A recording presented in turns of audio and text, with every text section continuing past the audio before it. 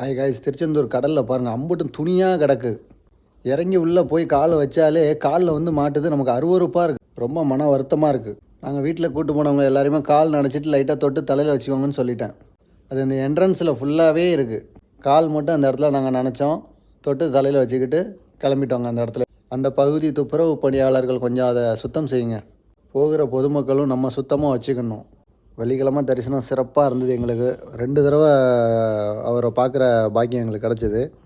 ஆனால் லைன் ஃபுல்லாக நிற்கி, இதெல்லாம் தர்ம தரிசனத்தில் தான் நிற்கிறாங்க. மேலே இருந்து அந்த இதில் ஸ்டெப்லேருந்து கீழே இறங்கி வந்து உள்ளே போகிற அளவுக்கு நிற்கிறாங்க. அதில் நாங்கள் வெளியில் வந்ததுக்கப்புறம் தான் அந்த லைனெல்லாம் பார்த்தோம். இவ்வளோ தூரம் வந்திருக்கோமே அப்படின்ட்டு. ஆனால் சிறப்பாக இருந்துச்சு. வயசானவங்களையும் கூப்பிட்டு வந்துவிட்டோம். ஒரு முட்டிக்கும் உள்ளேயே பிரசாதம் விநியோகம் பண்ணாங்க. நாங்களும் வாங்கி அப்படியே டேஸ்ட் பண்ணிகிட்டே வந்துட்டோம். வெளியில் வெயில் அதிகமாக இருக்கிறதுனால ஃபுல்லாக தண்ணி நனைச்சிருக்காங்க. அது நம்ம நடந்து போகிறதுக்குமே ஒரு சாக்கு மாதிரி விரிச்சிருக்காங்க. அதில் வந்து தண்ணிலாம் நனைச்சிருக்காங்க. நம்ம அதிலே நடந்து போனோம்னா கொஞ்சம் ஈஸியாக இருக்கும். கால் சுடாது.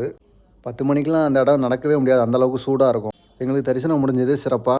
வியாழனும் வெள்ளியும் முருகனை பார்த்துட்டோம். மன திருப்தியோடு கிளம்புறோம்.